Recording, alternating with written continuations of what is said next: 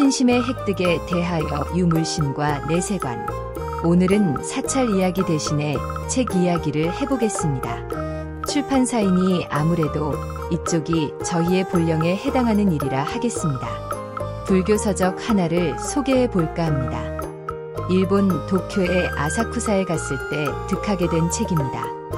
아사쿠사는 센소지가 유명하고 관광지로서 널리 알려져 있습니다만 관광객에게는 잘 알려져 있지 않으나 도쿄 히가시온간지의 총본산인 히가시온간지라는 사찰이 있는 곳이기도 합니다.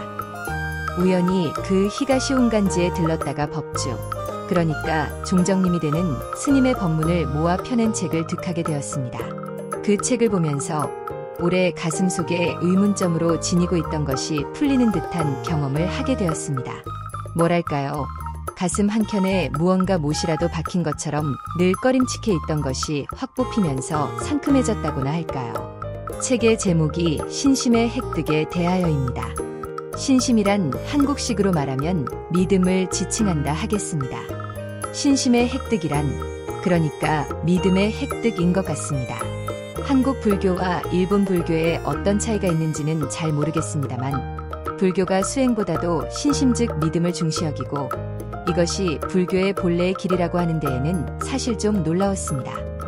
불교라면 부처님이 행하신 수행을 따라서 행하여 마침내 부처님과 같은 정각에 이르러 생사에 탈하는 게 그 요체라고 생각하고 있었는데 오히려 부처님의 수행을 따라하는 것은 외도요, 부처님을 믿는 그 믿음이 불교의 본체라고 하는데 그동안의 제 상식이 와르르 무너지고 말았습니다. 이게 선불교와 정토불교의 차이점인 걸까요?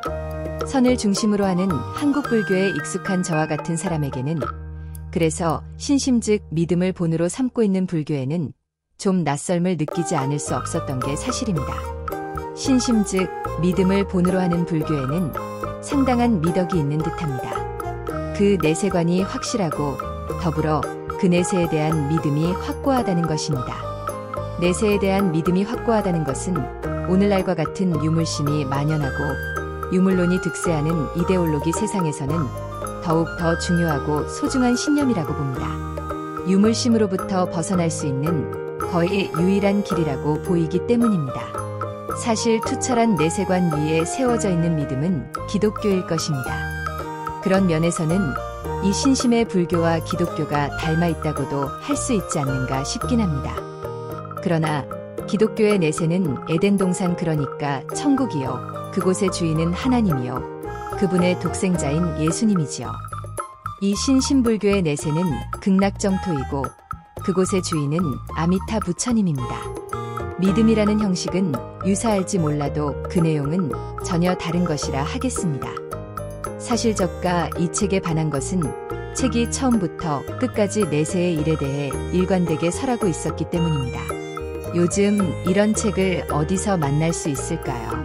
내세에 대해서 이렇게 초지일관 열정적인 책을요.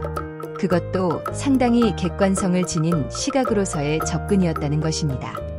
요즘 사람들은 내세란 미신이요, 존재하지 않는다고 생각하는 경향이 짙을 겁니다. 책에서도 언급하고 있는 것처럼 영화 세트로서나 존재하는 그런 세상 정도로 알고 믿고 있을 가능성이 높습니다. 말하자면 컬트적 세계로 인식하고 있을 가능성이 높다는 것입니다. 그러나 오히려 내세가 없다고 하는 그것이 미신이요, 컬트라고 하면 수긍할 수 있을까요? 그러나 실상을 말하자면 이것이 사실입니다. 내세가 없다고 하는 그것이 미신이요, 컬트라고 하는 겁니다. 책에 용수보살의 공의 이야기가 나옵니다. 공이란 우리가 믿는 대로 되어지는, 이루어지는 세상입니다. 꿈은 이루어진다고 할 때 그 꿈이 이루어지는 세상입니다. 우리가 사는 세상이 바로 그러한 공의 세상입니다. 그래서 유물심에 빠지면 세상은 해체되고 맙니다. 유물심이 바라는 것은 가족의 해체요, 나라의 해체요, 공동체의 해체요, 무엇보다도 개인의 해체이기 때문입니다. 이런 의미에서 유물론은 지옥의 것입니다. 악마를 소환하는 행위입니다. 해체된 세계는 아비규환일 테고 그곳에서 사람은 아기이거나 좀비일 것입니다. 지옥이 따로 있는 게 아니겠지요. 이 책에 공산주의자들이 홍간지에 침투해 들어오는 바람에 고생한 이야기가 짧게나마 소개되어 있습니다. 이런 정도의 이야기들이 기술되어 있는 책입니다.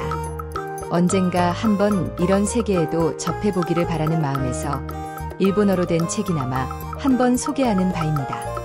독자 여러분께 좋은 정보가 되었기를 바람하지 않겠습니다. 오늘 이야기는 여기까지입니다.